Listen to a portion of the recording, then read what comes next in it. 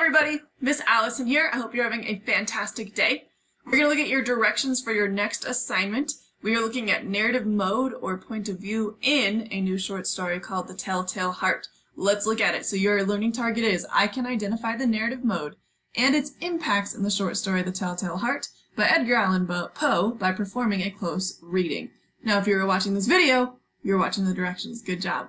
Alright, so first you're going to watch this mini lesson. Mr. Wolf is going to talk to you about narrative mode, and as you watch, there's a few questions below that you're going to answer, okay? And you can see some of the chart is filled out for you, some of it you will have to listen for. Don't forget to pause the video if you need to, go back, fill in those details, alright? Down here there's a few quick definitions you're going to pop in. You can pause those, the video, and just look at that definition there, and then pop them in there. Take a quick break, but don't forget to come back.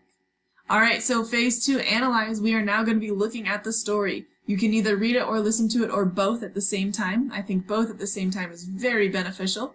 When you click on this, it'll make a copy in your Google Drive. And then as you are listening, you're going to highlight the point of view in purple.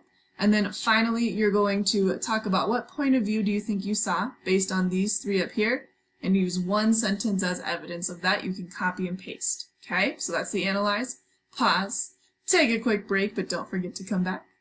And then finally, the application phase. So we've done this a few different times. You're going to use the PEA structure to answer this question. In the short story, what is the author's purpose and why did he write this exact story? Of all the stories in the world that he could have written, why this one? Because it's super messed up if you think about it, right? So you're going to fill in the blanks here. Don't forget to put a quote from the text and then defend your answer with "this proves that."